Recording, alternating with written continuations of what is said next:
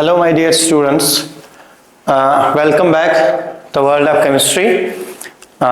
Last lecture में हमने कुछ प्रॉपर्टीज की बात की, जैसे स्क्रीनिंग इफेक्ट था और इफेक्टिव न्यूक्लियर चार्ज था, उस पर हमने बात की. Now today we will discuss about some more properties, periodic properties. उसमें से हम बात करेंगे एटॉमिक रेडियस की. ठीक है बेटा, हम बात करेंगे एटॉमिक रेडियस की. अब देखिए बेटा, एटॉमिक रेडियस से हम क्या समझते हैं. ठीक, हम क्या बोलते हैं कि एटॉमिक रेडियस होता क्या है. अगर हमारे पास कोई एटम है और इस एटम का आप न्यूक्लियस देखें और इस एटम का ये सेंटर है, ठीक, और इस एटम का ये जो सेंटर है न्यूक्लियस है और इसके अराउंड ये इसका आउटर मोस्ट ऑर्बिट है. ठीक, आउटर मोस्ट ऑर्बिट. इस सेंटर ऑफ न्यूक्लियस से इस आउटर ऑर्बिट तक कितनी डिस्टेंस है, that distance is called the atomic radius. ठीक है बेटा, क्लियर. अब यहां देखिए, इस डेफिनेशन को आप देखिए. हमने क्या बोला, the average distance of the valence shell electron. जो वैलेंस शेल का इलेक्ट्रॉन है न्यूक्लियस से वहां तक कितना डिस्टेंस है, from the nucleus is called the atomic radius. ठीक, समझा रही बात. इस न्यूक्लियस के सेंटर से आउटर मोस्ट शेल तक कितना डिस्टेंस है, average distance, that average distance is called the radius. Okay, अब बात है, क्या ये एवरेज डिस्टेंस हम मेजर कर सकते हैं. ठीक, अब ये जो है हम नॉर्मली इस एटॉमिक रेडियस को यहां कैलकुलेट नहीं कर पाते हैं. क्यों नहीं कर पाते हैं? कुछ रीजन से, ध्यान रख लीजिएगा बेटा. It's very difficult to measure the atomic radius. Atomic radius को मेजर करना बहुत ही डिफिकल्ट है. क्यों ऐसा है, डिफिकल्ट क्यों है ये मेजर करना? दो चीजें हैं इसके अंदर. एक क्या है कि हमारे पास the isolation of single atom is very difficult. हमारे पास जो एटम्स होते हैं ये आइसोलेटेड फॉर्म में होना बहुत मुश्किल है. हम आइसोलेटेड फॉर्म में एटम्स को ऑब्टेन नहीं करते हैं. ठीक, इसलिए एक आइसोलेटेड एटम का रेडियस निकालना हमारे लिए बहुत ही मुश्किल काम है. ठीक, दूसरा रीजन क्या है? दूसरा रीजन है there is no well defined boundary for the atom. That is, the probability of finding the electron is only 0 at infinite. So, the more accurate definition of the atomic radius is. बात समझिए, बात समझने की कोशिश कीजिए बेटा. हम क्या बोल रहे हैं कि अगर हम कोई यहां से कोई न्यूक्लियस ले रहे हैं, यहां कोई एटम हम ले रहे हैं और इस एटम का ये न्यूक्लियस है. ठीक, अब इस न्यूक्लियस से आउटर मोस्ट इलेक्ट्रॉन कहां तक होगा, वहां तक हम डिस्टेंस मेजर करेंगे. ठीक, लेकिन ये हमें नहीं पता कि इलेक्ट्रॉन एग्जैक्टली कहां तक है. ठीक, तो यानी कि हम एक वेल डिफाइंड बाउंड्री उस इलेक्ट्रॉन की नहीं देख पाते हैं. ठीक, अगर मैं बोलूं कि एक well defined boundary, for example ये एक वेल डिफाइंड बाउंड्री है, लेकिन एक इलेक्ट्रॉन के लिए ये वेल डिफाइंड बाउंड्री होती नहीं है, क्योंकि इलेक्ट्रॉन वाइब्रेट होता है. ठीक है ना, ये किसी फिक्स्ड पाथ में घूमता नहीं है. हमने पढ़ा है कि इलेक्ट्रॉन जो है उनका ड्यूअल नेचर है, पार्टिकल नेचर, वेव नेचर है, और इलेक्ट्रॉन किसी फिक्स्ड ऑर्बिट में घूमता नहीं है. ये हम कन्वेंशनली लेते हैं, it is taken as conventional that it is a fixed orbit, वरना एक फिक्स्ड ऑर्बिट इसके लिए नहीं होता है. तो ये इसका ऑर्बिटल होता है, एक स्पेस होता है, 3D स्पेस होता है जहां पे इलेक्ट्रॉन घूमता रहता है. ठीक, तो ये अगर हम इलेक्ट्रॉन का जीरो प्रोबेबिलिटी देखेंगे, कहां पे ये जीरो प्रोबेबिलिटी, यानी कि कहां पे ये नहीं मिलेगा, कहां तक ये फिक्स्ड है, वो प्रोबेबिलिटी जो है ना वो जीरो होती है जब हम इनफाइनाइट डिस्टेंस पे जाते हैं. ठीक है, वहां तक इलेक्ट्रॉन मिलने की चांसेस होते हैं. इसलिए एक फिक्स्ड बाउंड्री यहां पे हमारे पास नहीं है जिस फिक्स्ड बाउंड्री तक हम एक डिस्टेंस मेजर करें. ठीक है ना, तो ये दो रीजंस हैं कि हम एटॉमिक रेडियस को क्यों कैलकुलेट नहीं कर पाते. वन इज कि हमारे पास आइसोलेटेड एटम्स ज्यादा होते ही नहीं है, हम इनको आइसोलेट कर ही नहीं पाते हैं. दूसरा रीजन है कि जो फिक्स्ड बाउंड्री है इस न्यूक्लियस के अराउंड एक इलेक्ट्रॉन की, वो भी नहीं है, वो इनफाइनाइट तक हमें जाना पड़ेगा. ठीक है ना बेटा, क्लियर. अब इस एटॉमिक रेडियस को कैसे हम मेजर करेंगे, इसके लिए हम परफेक्ट डेफिनेशन क्या बोलें. अभी तक हम बोल रहे थे the distance from the centre of the nucleus to the outer most electron, लेकिन ये हम कैलकुलेट ही नहीं करते हैं. फिर हम इस रेडियस को कैसे डिफाइन कर पाएंगे? जरा देखिए, मोर अप्रोप्रिएट डेफिनेशन हम एटॉमिक रेडियस की कैसे देंगे. सबसे पहले हम बात करें, देखिए बेटा, हम अप्रोप्रिएट डेफिनेशन में क्या बोलते हैं, the half the internuclear distance between two atoms in a homoatomic molecule is known as atomic radius. ठीक है, समझा रही बात? The inter nuclear distance is also known as bond length, inter nuclear distance depends upon the types of the bonds between the atoms. इस definition को आप समझिए, ये डेफिनेशन आपने पढ़ी, मैंने डेफिनेशन पढ़ ली, आपने डेफिनेशन को देखा एक बार, अब इस डेफिनेशन को समझ लीजिएगा। हम ये बोलते हैं कि जो एटॉमिक रेडियस होता है, एटॉमिक रेडियस क्या होता है, हम दो एटम्स लेंगे बेटा, फॉर एग्जांपल ये एक एटम है और ये दूसरा एटम है, ठीक। इस एटम का न्यूक्लियस ये है और इस एटम का न्यूक्लियस ये है, ठीक। अब हम इस न्यूक्लियस से इस न्यूक्लियस तक डिस्टेंस मेजर करेंगे, ठीक। मान लीजिएगा ये डिस्टेंस इस न्यूक्लियस, इस एटम के न्यूक्लियस से इस एटम के न्यूक्लियस तक ये जो डिस्टेंस है इट इज डी, हम इसको डी से इंडिकेट करेंगे, ठीक। हम इस इंटर न्यूक्लियर डिस्टेंस का हाफ लेंगे, कितना लेंगे? Half, that is half of this inter nuclear distance, half of this inter nuclear distance, that is D by 2।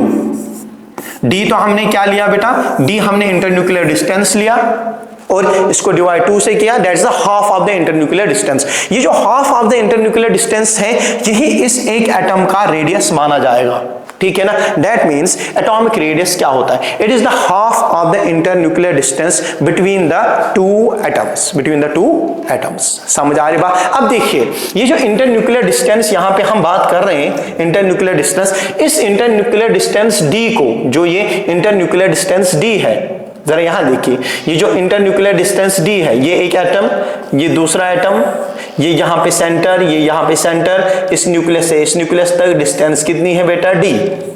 This internuclear distance is also known as bond length, इसको हम बेटा bond length बोलते हैं, समझा रही बात? क्लियर? तो इसी को बॉन्ड लेंथ बोलते हैं। तो अगर हमसे पूछा जाए what is the bond length, bond length is the inter nuclear distance between the two atoms, जो एटम्स एक दूसरे से बॉन्डेड होंगे, ठीक है ना। The distance between the to nuclear of the two atoms, दो एटम्स बॉन्डेड है, एक न्यूक्लियस से दूसरे न्यूक्लियस तक डिस्टेंस कितनी है? That is called inter nuclear distance, and that inter nuclear distance is once again called the bond length, ठीक। अब बात आती है, सर आप बताइए ये जो बॉन्ड लेंथ है या जो इंटरन्यूक्लियर डिस्टेंस है ये किस पे डिपेंड करती है, ठीक। अब ये देखो, ये जो इंटरन्यूक्लियर डिस्टेंस हम मेजर करते हैं ना, ये डिपेंड करता है कि दो एटम्स के बीच में बॉन्ड कैसा है, ठीक है ना। और उस बॉन्ड के बेसिस पे हम बोलते हैं ये इंटरन्यूक्लियर डिस्टेंस कितनी होगी, फिर हम इस इंटरन्यूक्लियर डिस्टेंस का हाफ लेते हैं, ठीक। अब यहां देखिए हमारे पास जो बॉन्ड होता है, बॉन्ड हमारे पास चार तरह के होते हैं अभी फिलहाल जो हम बात करेंगे रेडियस के हिसाब से।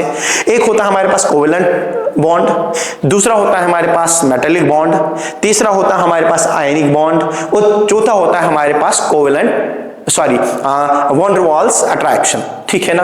अब देखिए जहां पे दो एटम्स कोवेलेंटली बॉन्डेड होंगे उस एटम में जब हम रेडियस निकालेंगे that is called covalent radius. अगर आयनिक बॉन्ड है वहां पे जो हम रेडियस निकालेंगे that is called ionic radius. अगर वहां पे मेटेलिक बॉन्ड होगा तो उसको हम बोलते हैं मेटेलिक रेडियस, और अगर वहां वॉन डेर वाल्स अट्रैक्शन होगा उसको हम बोलते हैं वॉन डेर वाल्स रेडियस, ठीक है बेटा? क्लियर? अब ध्यान रख लीजिएगा। तो हमने ये बताया कि जो इंटरन्यूक्लियर डिस्टेंस होती है वो डिपेंड करती है upon the type of bond by which two atoms are combined. दो एटम्स किस बॉन्ड से कंबाइन है उस बेसिस पे हम एटॉमिक रेडियस को डिफाइन करते हैं। Okay clear? यहां तक क्लियर है? चलिए हम आगे स्लाइड का आप जल्दी से स्क्रीनशॉट लीजिएगा, हम आगे चलेंगे। क्लियर? ओके देखिए बेटा नेक्स्ट अब देखिए, अब बात करेंगे हम बेटा, बात करेंगे हम पहले कोवेलेंट रेडियस की, ठीक। कोवेलेंट रेडियस होता है हमारे पास, मेटेलिक रेडियस होता है, वॉन डेर वाल्स रेडियस होता है, आयनिक रेडियस होता है, ये हमने बात की है। अब सबसे पहले हम डिफाइन करेंगे कोवेलेंट रेडियस को। किसको डिफाइन करेंगे? कोवेलेंट रेडियस को, ठीक। कोवेलेंट रेडियस होता क्या है, ठीक। हम कंसिडर करेंगे दो एटम्स हैं, ये एक एटम है और ये दूसरा एटम है। हम मान के चलते हैं कि ये दो एटम्स आपस में जुड़े हुए हैं, इनके बीच में जो बॉन्ड है दैट्स द कोवेलेंट बॉन्ड, ठीक है। इस कोवेलेंट बॉन्ड में, ठीक है ना, इस कोवेलेंट मॉलिक्यूल में the covalent bond is form between the two atoms, और जब ये दो एटम कोवेलेंट बॉन्ड से जुड़ेंगे उस टाइम पे हम इस इंटरन्यूक्लियर डिस्टेंस को मेजर करेंगे। इंटरन्यूक्लियर डिस्टेंस को क्या करेंगे? मेजर। मान लीजिएगा ये इंटरन्यूक्लियर डिस्टेंस यहां फॉर एग्जांपल DAA है, ठीक है, फॉर एग्जाम्पल ये एटम ए है और ये एटम ए है, ठीक, दो एटम से, एटम ए और एटम ए। इस एटम और इस एटम ए के न्यूक्लियस के बीच में जो डिस्टेंस है हमने उसको बोला DAA, ठीक है ना, दिस है इंटरन्यूक्लियर डिस्टेंस। अब रेडियस क्या बोलेंगे सर, ये रेडियस RA किसके बराबर होगा, एक एटम का रेडियस RA जो है ये किसके बराबर होगा भाई, ये किसके बराबर होता है, ये होता है DAA divide by 2, that is half of the internuclear distance between the two atoms which are covalently bonded। समझ आ रही बात, that is called the covalent radius। Okay बेटा, क्लियर। जरा यहां देखिए, इस डेफिनेशन को आप देखिए, it is 1/2 of the distance between the nuclei of two covalently bonded atoms in homoatomic molecule is called the covalent radius। ठीक है ना, covalent radius क्या बोलेंगे, 1/2 of the distance, half of the distance between the nuclei of two covalently bonded atoms। अभी हम बात यही कर रहे थे, covalently bonded दो atoms है, इस covalent bonded दो atoms के बीच में internuclear distance कितना है, इसका हम हाफ लेंगे, that's called the covalent radius of that atom। समझ आ रही बात, क्लियर। इसमें कोई उतनी ज्यादा दिक्कत नहीं है, दो एटम आपने देखे कोवेलेंटली बॉन्डेड है, दो न्यूक्लियस के बीच में आपने डिस्टेंस मेजर किया और उसका हाफ लिया, that will be the radius of that atom. समझ आ रही बात, क्लियर। ओके, यहां ध्यान रखिएगा। हम फर्ज करते हैं, let's take an example, the covalent radius RA of the atom A in a homoatomic molecule A2 may be given as, जो हमें अभी बता दिया। हमने क्या किया बेटा, हमने एक होमोएटॉमिक मॉलिक्यूल लिया। होमोएटॉमिक मॉलिक्यूल होता है वो मॉलिक्यूल जो दो एटम्स से बना होगा या दो से ज्यादा एटम से बना होगा, लेकिन ये एटम्स सेम होंगे। Homoatomic molecules are those molecules which contain the same type of atoms। तो ये हमने एक मॉलिक्यूल लिया A2 मॉलिक्यूल, ठीक। इस A2 मॉलिक्यूल में दो एटम्स हैं, एक एटम A है और एक एटम A है, ये होमोएटॉमिक मॉलिक्यूल है, ठीक। इस होमोएटॉमिक मॉलिक्यूल में इसका रेडियस, इस एक एटम का रेडियस जो है दैट्स डिनोट बाय RA, ये R है, it is the radius, okay, ये रेडियस है इस एटम का, ठीक, ये रेडियस है इस एटम का।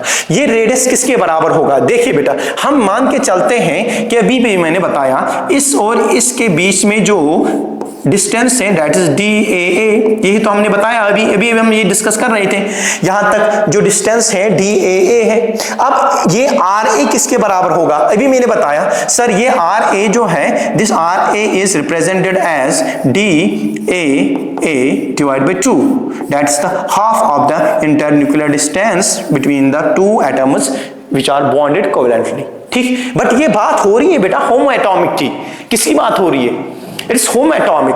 अब अगर हेटेरोएटॉमिक होगा तो उसका कैसे हम निकालेंगे, ठीक है ना, क्योंकि होमोएटॉमिक में क्या होता है, होमोएटॉमिक में जितना रेडियस एक एटम का होगा उतना ही रेडियस दूसरे का भी होगा, लेकिन हेटेरोएटॉमिक में दो डिफरेंट एटम्स है, ऐसा पॉसिबल ही नहीं है कि एक एटम का भी उतना ही रेडियस होगा दूसरे का भी उतना ही रेडियस होगा, क्योंकि एक एटम अलग है दूसरा एटम अलग है। फॉर एग्जाम्पल अगर मैं बात करूं जैसे HCl है, ठीक है ना, HCl है, इसमें इस मॉलिक्यूल में एक हाइड्रोजन एटम है, एक क्लोरीन एटम है।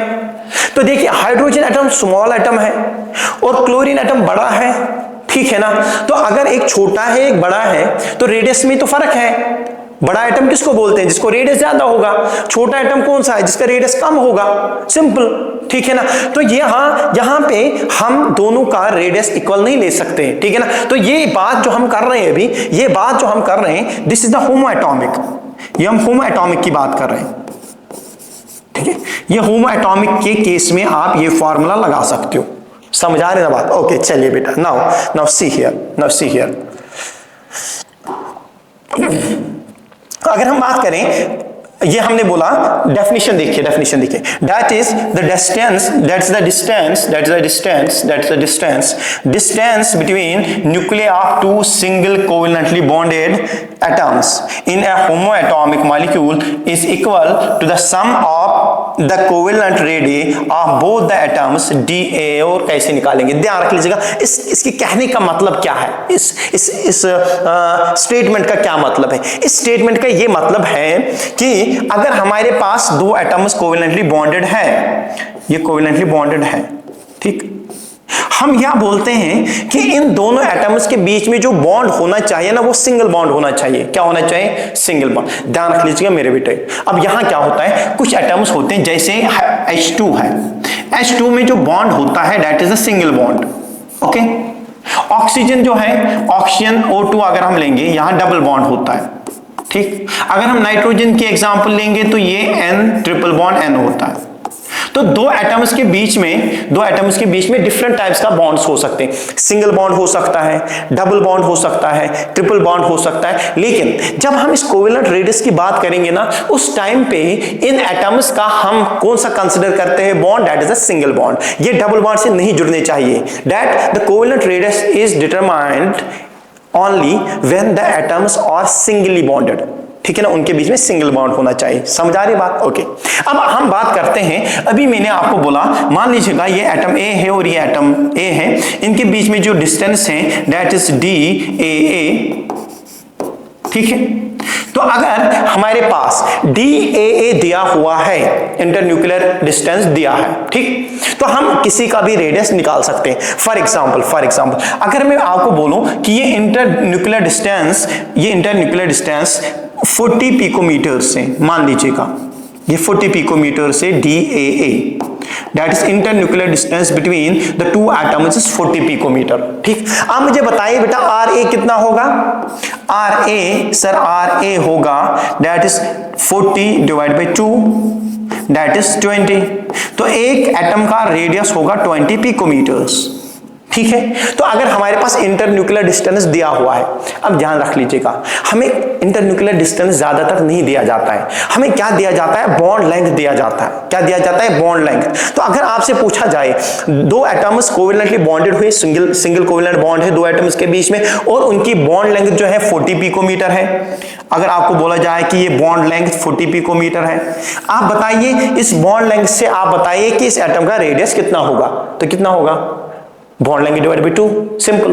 ठीक है ना, क्योंकि बॉन्ड लेंथ ही इंटरन्यूक्लियर डिस्टेंस होता है। तो अगर बॉन्ड लेंथ दिया हुआ है तो हम क्या निकाल सकते हैं? हम एटॉमिक रेडियस निकाल सकते हैं, कोवेलेंट रेडियस निकाल सकते हैं। ठीक। अब अगर हमारे पास इंटरन्यूक्लियर डिस्टेंस नहीं दिया है, बॉन्ड लेंथ नहीं दिया है, हमें क्या दिया है? हमें बताया गया है कि होमो एटॉमिक मॉलिक्यूल है जिसमें दो एटम्स है, एटम ए और एटम ए। ठीक। अब हमें बताया जा रहा है कि हम आपको इस एटम ए का रेडियस यहां से बताएंगे। क्या आप इसका बॉन्ड लेंथ बता सकते हैं? यस, ऑब्वियसली बता सकते हैं। ध्यान रख लीजिएगा बेटा, सिंपल है ना, ये सिंपल है, बहुत सिंपल है कि अगर दो एटम्स है यहां पे, दो एटम्स है यहां पे, यहां एक एटम है, यहां दूसरा एटम है, इनके बीच में डिस्टेंस है बेटा DAA। ठीक है, ये DA है। तो हमें बताया गया कि रेडियस A जो है ये कुछ दिया हुआ है, तो ये DAA किसके बराबर होगा? इस एटम का रेडियस प्लस उस एटम का रेडियस। तो हम बता सकते हैं ना RA plus RA is equal to DAA। ठीक है, that is the summation of the radius of the two atoms. दो एटम्स के रेडियसेस को हम सम करेंगे, वो हमारे पास बॉन्ड लेंथ आ जाएगा। ठीक। फॉर एग्जांपल अगर मैं इसी एग्जांपल को ऐसे बता दूं, मैं आपको बोल रहा हूं कि आपके पास एक मॉलिक्यूल दिया है A2। ठीक। इसमें आपको मैं बता रहा हूं कि जो एक एटम है, इस एटम का रेडियस 20 पिकोमीटर है। ठीक है। आप मुझे बताएं बॉन्ड लेंथ कितनी होगी? How much will be the bond length? ठीक है, बॉन्ड लेंथ कितना होगा? हमें पता है कि बॉन्ड लेंथ है RA plus RA that is 20 plus 20 that is 40। ठीक है बेटा, क्लियर? सिंपल कहानी है ना ये, सिंपल। ओके, चले हम आगे, इसका स्क्रीनशॉट फटाफट लीजिएगा, हम आगे चलेंगे इस कोवेलेंट रेडियस को लेके। ओके, चलिए बेटा ध्यान रख लीजिएगा। नाउ ऑन द नेक्स्ट, देखिए बेटा, अब बात करते हैं हम हेटेरो एटम्स की। किसकी बात करते हैं? हेटेरो एटम्स की। ठीक। अभी मैंने आपको बोला कि हेटेरो एटम्स में ऐसा नहीं हो सकता है। मान लीजिएगा हमारे पास एक एग्जांपल है, हमारे पास एक एटम A है और हमारे पास एक एटम B है। दिस इज एटम A और दिस इज एटम B। ठीक।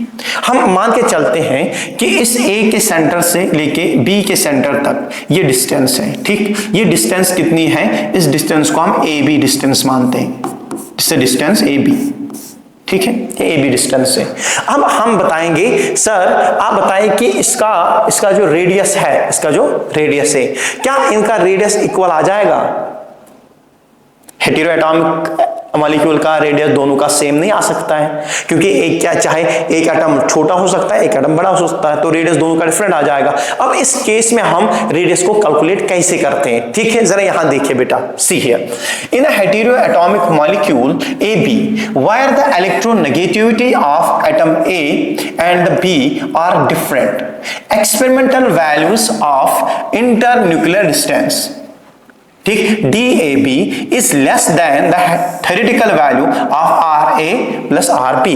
ठीक है, जरा यहां देखिए, समझाइए सर, इसको समझाइए, ये आप क्या कह रहे हो? ठीक, हमने तो ये स्टेटमेंट पढ़ी, लेकिन इस स्टेटमेंट से हमें कुछ समझ उतना अच्छा नहीं आ रहा है, आप समझाइए। मैं समझा रहा हूं, देखिए बेटा क्या है, मैं आपको बोल रहा हूं कि ये जो एटम ए है, ये एटम ए है, मान लीजिएगा इसकी इलेक्ट्रोनेगेटिविटी काई ए है और इसकी इलेक्ट्रोनेगेटिविटी काई बी है। सर ये इलेक्ट्रोनेगेटिविटी होती क्या है? ये इलेक्ट्रोनेगेटिविटी अभी इसी चैप्टर में हमें आगे डिस्कस करना है, what does we mean by the electronegativity. फिलहाल आप यहां पे ध्यान रख लें, इलेक्ट्रोनेगेटिविटी का मतलब होता है कि एक एटम को कितना ताकत है एक शेयर्ड पेयर ऑफ इलेक्ट्रॉन को खींचने का। The tendency of atom to attract the shared pair of electron। मान लीजिएगा ये एक एटम है, ये दूसरा एटम है, ठीक, अब इसने एक इलेक्ट्रॉन दिया, इस एटम ने एक इलेक्ट्रॉन दिया, ये शेयर्ड पेयर है, ये पेन मान लो ये शेयर्ड पेयर है, ठीक। अब ये एक एटम इस शेयर्ड पेयर को अपनी तरफ खींचेगा और ये एटम इस शेयर्ड पेयर को अपनी तरफ खींचेगा। अब इस एटम को कितना ताकत है इसको खींचने का और इस एटम को कितना ताकत है इसको खींचने का, that is called the electronegativity of that atom. Electronegativity of that atom, समझ आ रही है ना बात? आगे जाके इस पे हम पूरा डिस्कशन कर लेंगे, ठीक। फॉर एग्जांपल इसकी इलेक्ट्रोनेगेटिविटी काई ए है, उसकी इलेक्ट्रोनेगेटिविटी काई बी है, ठीक। अब हम बताते हैं सर ये जो आपने डिस्टेंस ए बी बोला, ये जो डिस्टेंस ए बी है, क्या हम ये बोल सकते हैं कि अगर ए का रेडियस आर ए मानते हैं हम और इस बी का इसका रेडियस आर ए मानते हैं और इस बी का रेडियस हम आर बी मानते हैं, सर क्या हम ये बोल सकते हैं कि थ्योरेटिकली अभी हम बता रहे थे अगर ये इंटरन्यूक्लियर डिस्टेंस हम मेजर करेंगे थ्योरेटिकली ये किसके बराबर होना चाहिए? ये थ्योरेटिकली होना चाहिए बराबर R A plus R B, ये होना चाहिए था डी ए बी, ये थ्योरेटिकली होना चाहिए। थ्योरेटिकली ये जो डी ए बी होना चाहिए ये होना चाहिए था R A plus R B, ठीक। लेकिन जब हम प्रैक्टिकल एप्लीकेशन में देखते हैं, जब इसका प्रैक्टिकली हम रेडियस देखते हैं तो प्रैक्टिकली क्या होता है, ये कभी भी R A plus R B के बराबर होता ही नहीं है। It's not equal to R A plus R B, ठीक। ये हमेशा होता है इस आर ए आर बी से कम होता है इसका डिस्टेंस, ठीक है ना बेटा? तो हेटेरो एटॉमिक मॉलिक्यूल में हम क्या बोलते हैं, हेटेरो एटॉमिक मॉलिक्यूल में जो ये डिस्टेंस DAB होता है, इंटरन्यूक्लियर डिस्टेंस DAB जो होता है, it is always less than RA plus RB, ठीक, it is less then that RA plus RB। समझा रही बात? अब ऐसा क्यों होता है, अब आगे जाके हम इसको डिस्कस करेंगे कि ऐसे इसलिए होता है क्योंकि जब एक कोवेलेंट बॉन्ड बनता है तो एक एटम दूसरे एटम के ऊपर ओवरलैप करता है, ठीक, ओवरलैप करता है। फॉर एग्जांपल अगर मैं आपको बोलूं बेटा ओवरलैपिंग देखिए, अगर ये एक एटम है, जैसे यहां पे देखा, यहां से यहां तक इसका रेडियस होना चाहिए था, यहां से यहां तक इसका रेडियस होना चाहिए था, ठीक। लेकिन ये जो एरिया है ना, ये वाला एरिया, ये ओवरलैपिंग एरिया है। क्या है बेटा? ओवरलैपिंग एरिया, ठीक है। अब इस ओवरलैपिंग एरिया जो है ना, अब रेडियस कहां से होगा, यहां से यहां तक और इसका रेडियस यहां से यहां तक, ठीक है ना। ये जो ओवरलैपिंग एरिया है ना ये कट जाएगा, ठीक है ना, इतना जो ओवरलैपिंग एरिया है ये कट जाएगा तो इसका रेडियस क्या होता है, रेडियस कम होता है। समझाने बात, क्योंकि ओवरलैपिंग हो रही है ना, ओवरलैपिंग में मतलब अगर मैं इस फॉर एग्जांपल इस हाथ का यहां से यहां तक रेडियस देख लूं, यहां से यहां तक डिस्टेंस, और इसका देखूं यहां से यहां तक डिस्टेंस, ठीक। तो ऐसे अगर मैं मेजर कर दूं तो यहां से यहां तक मैं इंटरन्यूक्लियर डिस्टेंस मेजर कर दूं, फिर इसका हाफ ले लूं। लेकिन अगर ये ओवरलैप हो गए यहां से, ठीक। फिर अगर मैं यहां इन जो यहां जॉइंट से इन जॉइंट्स तक देख लूं, ठीक है ना, तो ये डिस्टेंस कम होगी ना, ये डिस्टेंस कम होगी क्योंकि ये ओवरलैप हुआ, तो अब ये डिस्टेंस कम होगी। जब ये डिस्टेंस कम होगी तो हाफ भी कम होगा, तो इसका एटॉमिक रेडियस कम हो जाता है, ठीक है ना, क्लियर। तो इसीलिए मैं बोल रहा था कि जो इंटरन्यूक्लियर डिस्टेंस DAB होता है ये हमेशा लेस होता है देन RA प्लस RB। समझाए? तो यही तो हम यहां पे समझा रहे थे, ठीक।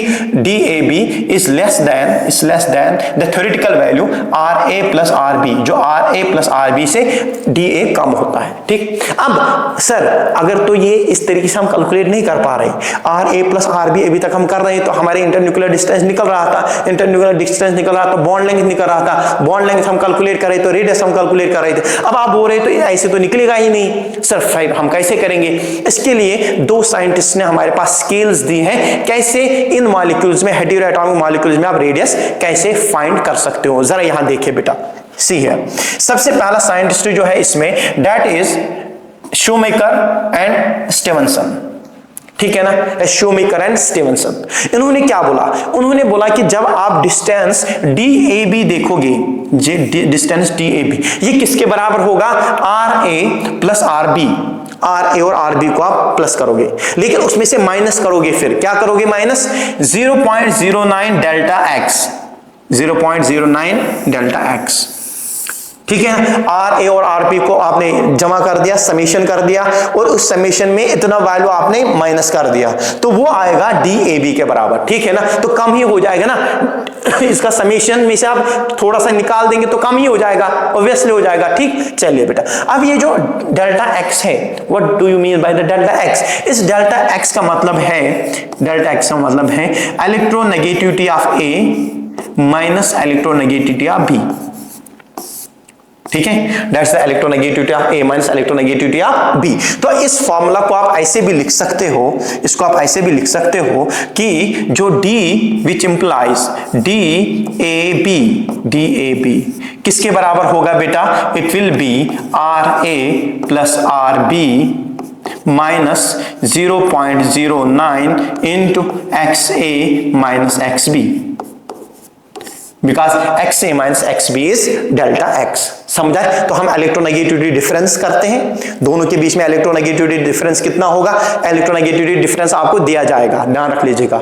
A का इलेक्ट्रोनेगेटिविटी आपको दी जाएगी, B की इलेक्ट्रोनेगेटिविटी दी जाएगी, आप उन दोनों की डिफरेंस निकालोगे, उसको मल्टीप्लाई करोगे 0.09 से, और वो आप RA RB में से प्लस RB में से माइनस करेंगे, तो हमारे पास आएगा इंटरन्यूक्लियर डिस्टेंस। फिर हम इस इंटरन्यूक्लियर डिस्टेंस का हाफ लेंगे, that will be the radius, ठीक है ना। ओके, समझ आ रही बात? अब यहां पे ध्यान रख लीजिएगा, अब हम A और B का जो रेडियस है ना, हम A का रेडियस निकालते हैं या B का रेडियस निकालते हैं, ठीक। फिर हम इनको होमो एटॉमिक मॉलिक्यूल से कंपेयर करते हैं। जैसे फॉर एग्जांपल अगर मैं बोलूं H2 और Cl2, H2 में हम H का रेडियस देखते हैं, Cl2 में हम Cl का रेडियस देखते हैं, ठीक है ना, समझा। फिर अगर HCl दिया होगा, ठीक, HCl, अगर आपको Cl का रेडियस पता है, Cl का रेडियस पता है, और आपको ये इंटरन्यूक्लियर डिस्टेंस दी जाएगी, यहां से जो आप इंटरन्यूक्लियर डिस्टेंस निकालेंगे ना AB, अगर आप मान लो आपके पास HCl मॉलिक्यूल है, ठीक, HCl मॉलिक्यूल है, इस HCl मॉलिक्यूल में आपको H का रेडियस दिया गया,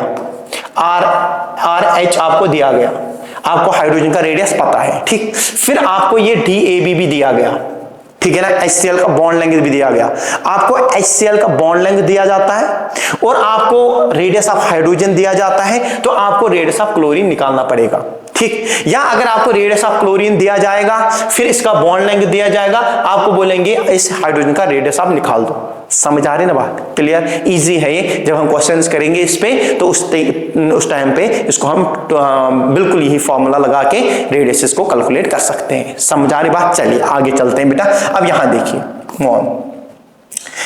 डेल्टा X तो मैंने आपको डिफाइन किया, it is the difference of the electronegativities of atom A and atom B। Okay, अब देखिए दूसरा फॉर्मूला इसके लिए है, दूसरा फॉर्मूला आप देखिए बेटा, I will show you the second formula. I will show you the second formula. आप यहां देखिए बेटा, सॉरी मैं इसको थोड़ा सा, ठीक है, चलिए देखिए बेटा,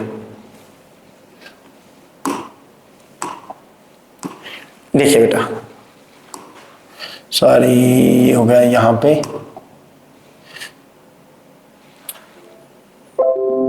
सॉरी बेटा, ओके, ये हो गया करंट पेज। ठीक है, अब देखिए बेटा, अब हम बात करते हैं कि ये जो रेडियस है, यहां तक हम स्टीवनसन्स का कर दिया हमने। ठीक, ये हेटेरोएटॉमिक मॉलिक्यूल का हमने कर दिया बेटा, ध्यान रख लीजिएगा, हेटेरोएटॉमिक मॉलिक्यूल। इसको मैं थोड़ा सा यहां पे थोड़ा सा चेंज करना चाहूंगा, आप सिर्फ यहां ध्यान रख लीजिएगा।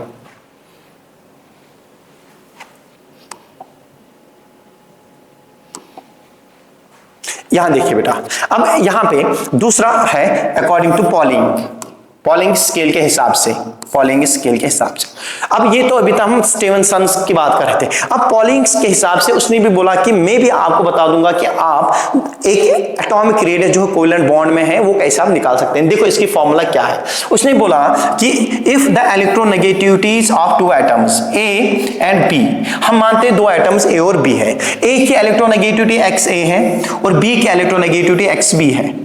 ठीक, अब देखिए, then the internuclear distance DAB, internuclear distance किसके बराबर है बेटा, RA प्लस RB, ये तो हमें पता है। हाँ, वहां पे हम माइनस क्या कर रहे थे, 0.09 डेल्टा एक्स। ठीक है ना। इसने बोला कि यहां पे देखो मैं कैसे कैलकुलेट कर दूं, मैं आपको कैलकुलेट करके दूंगा, that is C1XA minus C2XB। ठीक है ना, ये इससे आप माइनस कर दो। ठीक है ना, उसने 0.09 वैल्यू हटा दिया, उसके बदले क्या लगा दिया, XA माइनस XB तो वहीं पे रख दिया, लेकिन XA के साथ C1 लगा दिया और XB के साथ C2 लगा दिया। ये C1 और C2 है क्या, these are called Stevenson's coefficients for atom A and atom B। ये कोफिशिएंट्स हैं, क्या है बेटा, दीज आर द कोफिशिएंट्स। ये CA और C2 आपको कोफिशिएंट दिया जाएगा, क्योंकि कोफिशिएंट का वैल्यू अक्सर क्वेश्चंस में दिया जाता है। C और C2 का आपको वैल्यू दिया जाएगा कोफिशिएंट्स का। XA और XB इलेक्ट्रोनेगेटिविटी है, XA को मल्टीप्लाई C1 से करेंगे, XB को मल्टीप्लाई C2 से करेंगे, डिफरेंस जो आएगा वो हम RA RB में से माइनस करेंगे, तो हमारे पास इंटरन्यूक्लियर डिस्टेंस कैलकुलेट हो जाएगी।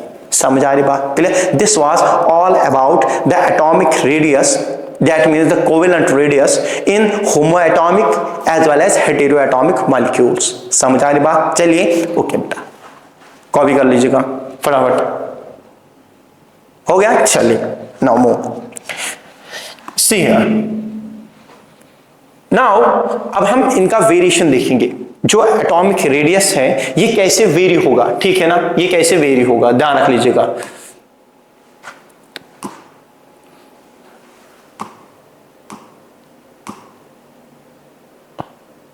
ठीक है, अब देखिए, सबसे पहले हम इसका वेरिएशन देखेंगे डाउन द ग्रुप में इसकी जो रेडियस है कैसे वेरी होता है।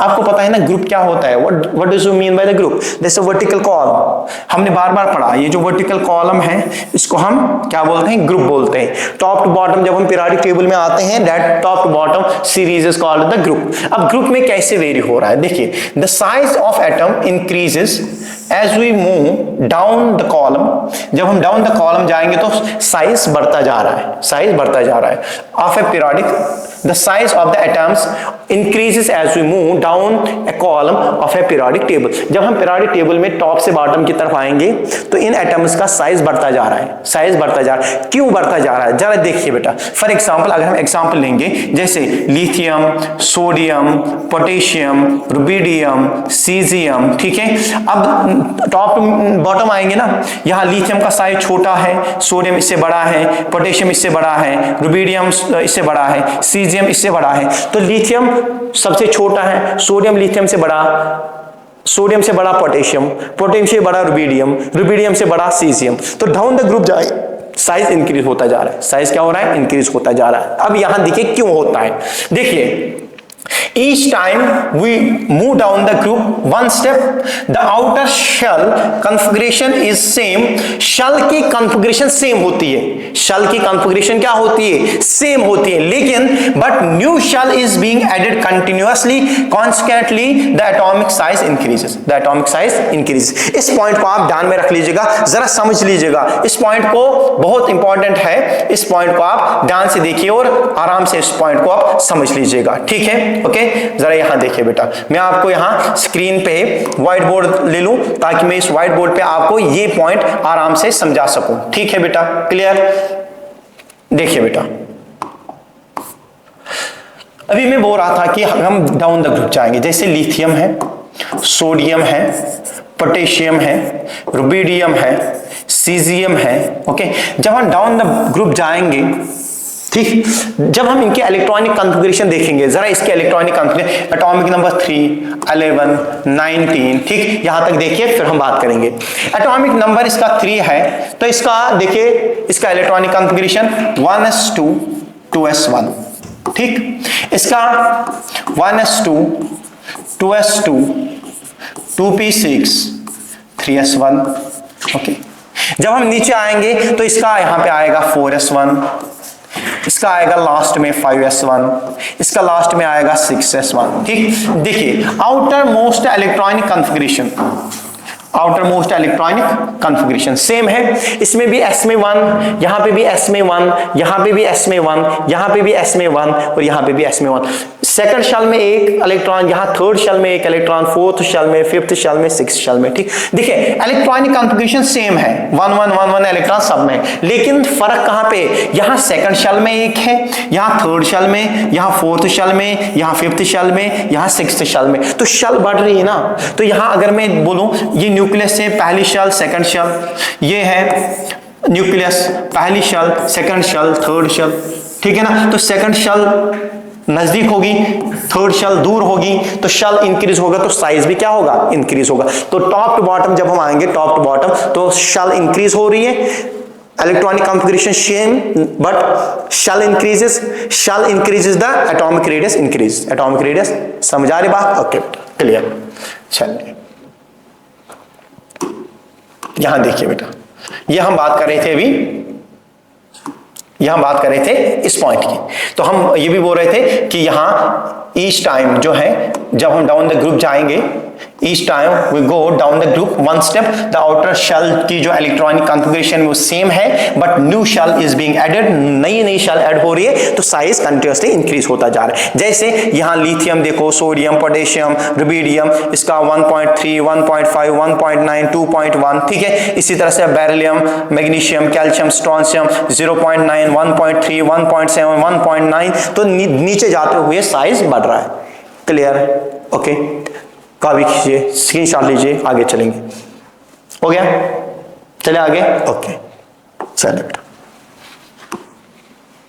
see here now we will see the variation along the periods में कैसे वेरी होता है। ठीक, अब देखिए, अगर हम जनरली देखेंगे ना, जब हम पीरियड में चलते हैं left to right, from left to right हम चलते चलते क्या होता है कि शेल सेम रहती है, आउटरमोस्ट शेल क्या रहती है? सेम। जैसे अगर मैं आपको बोलूं, जैसे लिथियम से चलेंगे, lithium, beryllium, boron, carbon, nitrogen, oxygen, fluorine, तो शेल उनकी सबकी सेकंड शेल है, आउटरमोस्ट शेल सबकी सेकंड है। ठीक, लेकिन क्या हो रहा है, generally the size of the atoms decreases, size क्या हो रहा है? डिक्रीज। साइज डिक्रीज क्यों हो रहा है? As we go from left to right along the horizontal row periods, ठीक है ना, तो साइज क्या हो रहा है? डिक्रीज हो रहा है। ध्यान रख लीजिएगा, जरा यहां ध्यान रख लीजिएगा, मोस्ट इंपॉर्टेंट है, बहुत ही इंपॉर्टेंट है, इस चीज को आप देख लीजिएगा। ठीक,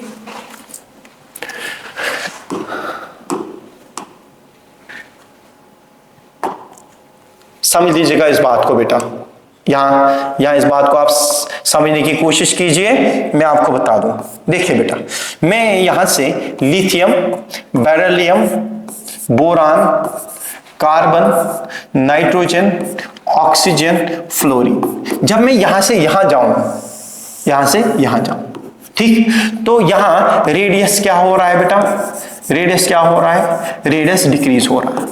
रेडियस क्या हो रहा है? डिक्रीज। ठीक, अब रेडियस डिक्रीज क्यों हो रहा है? जरा अगर मैं आपको लिथियम का पूछूं, तो इसका 1s2 2s1 सेकंड शेल है, बेरिलियम 1s2 2s2, बोरान का 1s2 2s2 2p1, यहां कार्बन का 1s2 2s2 2p2, ठीक है ना, यहां 2p3 2p4 2p5। जरा देखिए, second shell last shell, last shell second, last shell second, last shell second, मतलब ये न्यूक्लियस है, फर्स्ट शेल है, सेकंड शेल है, ये न्यूक्लियस है, फर्स्ट शेल है, सेकंड शेल है, ये न्यूक्लियस है, फर्स्ट शेल है, सेकंड शेल है, ठीक।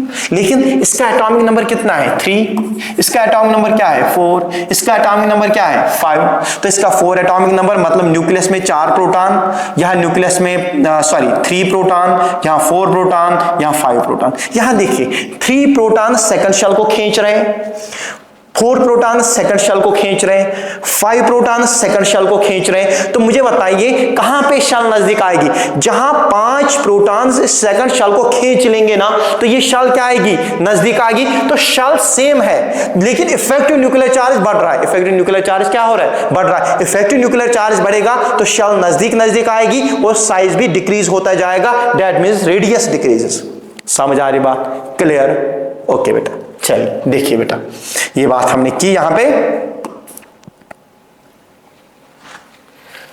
देखिए बेटा, नाउ सी हियर, ये बात हमने की यहां पे, ठीक। अब एक्सेप्शन इसमें है नोबल गैसेस, नोबल गैसेस की एक्सेप्शन है। अब देखिए बेटा, जब हम बात करेंगे ना lithium, beryllium, boron, carbon, nitrogen, oxygen, fluorine, neon, okay. जब हम लिथियम से फ्लोरीन तक जाएंगे तो रेडियस डिक्रीज हो रहा है, रेडियस क्या हो रहा है? डिक्रीज। लेकिन जब हम यहां जाएंगे फ्लोरीन टू नियॉन, फ्लोरीन से नियॉन में जाएंगे तो इसका साइज डिक्रीज हो रहा है ना, तो नियॉन का साइज क्या होना चाहिए? फ्लोरीन से कम होना चाहिए, लेकिन यहां फ्लोरीन नियॉन का साइज बढ़ रहा है। नियॉन का साइज क्या हो रहा है? बढ़ रहा है। अब नियॉन का साइज बढ़ा क्यों? यहां पे देखिए बेटा, यहां पे क्या हो रहा है? ये न्यूक्लियस है, ये पहली शेल है, ये सेकंड शेल है, ठीक है। अब इस सेकंड शेल में यहां 8 इलेक्ट्रॉन्स आ जाते हैं, 1 2 3 4 5 6 7 8, ठीक है। तो ये कंप्लीट शेल हो रही है ना, तो ऑक्टेट कंप्लीट हो रहा है। जैसे ऑक्टेट कंप्लीट हुआ, इलेक्ट्रॉन्स के बीच में रिपल्शन बढ़ा, रिपल्शन इंक्रीज हुआ, तो ये शेल बाहर की तरफ जाती है, ठीक है ना। तो यहां 2 फोर्सेस क्रिएट होते हैं, एक न्यूक्लियर फोर्स अट्रैक्टिव फोर्स, एक electron two electron repulsive force. यहां तक तो न्यूक्लियर फोर्स ज्यादा था, ये खींच रहा था, जब यहां गए तो यहां रिपल्सिव फोर्स डोमिनेंट है। रिपल्सिव फोर्स क्या है? डोमिनेंट है। अगर रिपल्सिव फोर्स डोमिनेंट है ना न्यूक्लियर फोर्स को, तो ये शेल को बाहर फेंक देगा और क्या है? इस शेल का साइज बढ़ जाएगा। इसलिए तो हम नोबल गैसेस की बात करते हैं तो नोबल गैसेस का साइज थोड़ा सा बढ़ जाता है। समझ आ रही बात? तो यही बात हमने यहां पे की है कि all the electrons in an atom undergo 2 influences. 2 influences होते हैं, एक अट्रैक्टिव इन्फ्लुएंस होता है, एक रिपल्सिव इन्फ्लुएंस होता है। One is attractive influence and positive nucleus जो है और इलेक्ट्रॉन्स के बीच में, ठीक है, इलेक्ट्रॉन्स और पॉजिटिव न्यूक्लियस के बीच में। दूसरा होता है रिपल्सिव फोर्स, किसके बीच में? इलेक्ट्रॉन्स के बीच में होता है, ठीक है ना। It is important to note that both forces are inversely proportional to the square of the distance. ये तो हम फिजिक्स में पढ़ते हैं बेटा, ठीक है। क्या पढ़ते हैं? जरा देखिए क्या पढ़ते हैं। हम ये बोलते हैं कि अगर आपके पास फोर्स है, यह अट्रैक्टिव फोर्स है, ये भी इनवर्सली प्रोपोर्शनल होता है डिस्टेंस को, distance inversely proportional distance square, okay, समझ आ रहे हैं। और अगर अट्रैक्टिव रिपल्सिव फोर्स होगा, रिपल्सिव फोर्स भी इनवर्सली प्रोपोर्शनल है डिस्टेंस स्क्वायर का, दोनों स्क्वायर के प्रोपोर्शनल होता है। समझ आ रहे बात? अब देखिए, जब हम यहां से यहां जाएंगे, यहां से यहां जाएंगे, ठीक है ना, तो क्या होता है कि जब ये जो रिपल्सिव फोर्स है कभी फ्लोरीन तक ये अट्रैक्टिव फोर्स डोमिनेट होता है, और जब हम नोबल गैस पे आते हैं वहां रिपल्सिव फोर्स डोमिनेट होता है, ठीक है ना। समझ आ रही बात? अगर रिपल्सिव फोर्स डोमिनेट हो रहा है, ठीक है ना, समझ आ, अगर ये अट्रैक्टिव फोर्स ज्यादा है तो डिस्टेंस कम है, ठीक है ना। तो इनवर्स रिलेशन है ना, तो फोर्स ज्यादा है तो डिस्टेंस कम है, ठीक है ना। जब रिपल्सिव फोर्स ज्यादा होगा, रिपल्सिव फोर्स का काम क्या होता है? शेल को बाहर फेंकना, शेल को बाहर फेंकना। तो फोर्स जो है ना, अगर रिपल्सिव फोर्स ज्यादा है, रिपल्सिव फोर्स ज्यादा है, ठीक है ना, तो ये शेल को ज्यादा बाहर फेंक देगा। समझ आ रहा है बात? ओके, तो ये आप फिजिक्स में बार बार पढ़ते हो, it is the square of the distance, ठीक है। तो ये मुझे यहाँ पे ज्यादा डिस्कस नहीं करना है, या आप वहां पे फोर्स के बारे में पढ़ते हो, जब इलेक्ट्रोस्टैटिक पढ़ते हो, इलेक्ट्रोस्टैटिक्स और करंट इलेक्ट्रिसिटी पढ़ते हो, वहां चार्जेस के बीच में फोर्स पढ़ते हो, Q1 Q2 divide by R square, वहां पे डिस्कस कर ही लेते हो। समझ आ रही बात? ओके, चलिए बेटा आगे।